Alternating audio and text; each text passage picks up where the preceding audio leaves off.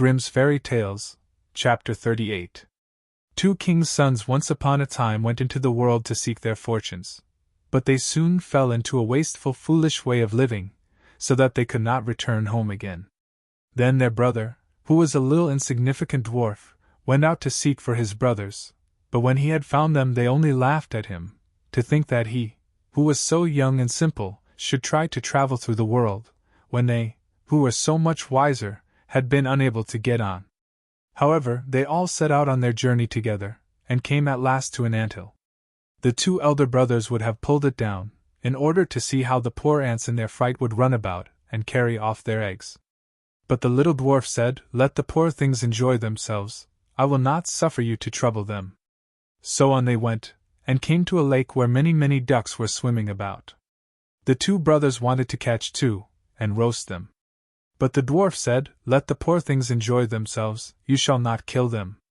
Next they came to a bee's nest in a hollow tree, and there was so much honey that it ran down the trunk, and the two brothers wanted to light a fire under the tree and kill the bees, so as to get their honey. But the dwarf held them back, and said, "Let the pretty insects enjoy themselves, I cannot let you burn them."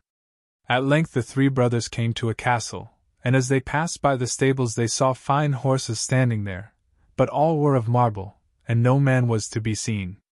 Then they went through all the rooms, till they came to a door on which were 3 locks, but in the middle of the door was a wicket, so that they could look into the next room.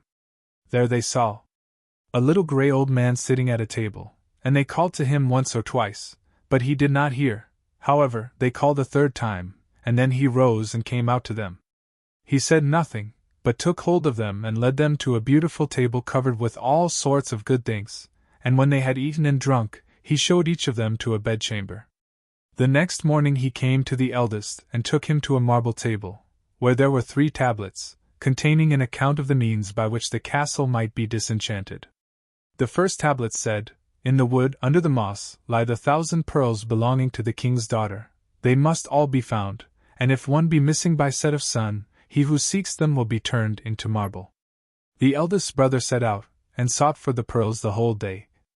But the evening came, and he had not found the first 100, so he was turned into stone as the tablet had foretold. The next day the second brother undertook the task, but he succeeded no better than the first, for he could only find the second 100 of the pearls, and therefore he too was turned into stone. At last came the little dwarf's turn, and he looked in the moss. But it was so hard to find the pearls, and the job was so tiresome, so he sat down upon a stone and cried. And as he sat there, the king of the ants, whose life he had saved, came to help him, with 5,000 ants, and it was not long before they had found all the pearls and laid them in a heap. The second tablet said, "The key of the princess's bedchamber must be fished up out of the lake." And as the dwarf came to the brink of it, he saw the 2 ducks whose lives he had saved swimming about, and they dived down, and soon brought in the key from the bottom. The third task was the hardest. It was to choose out the youngest and the best of the king's 3 daughters. Now they were all beautiful, and all exactly alike, but he was told that the eldest had eaten a piece of sugar, the next some sweet syrup, and the youngest a spoonful of honey, so he was to guess which it was that had eaten the honey. Then came the queen of the bees, who had been saved by the little dwarf from the fire, and she tried the lips of all 3, but at last she sat upon the lips of the one that had eaten the honey, and so the dwarf knew which was the youngest. Thus the spell was broken, and all who had been turned into stones awoke, and took their proper forms.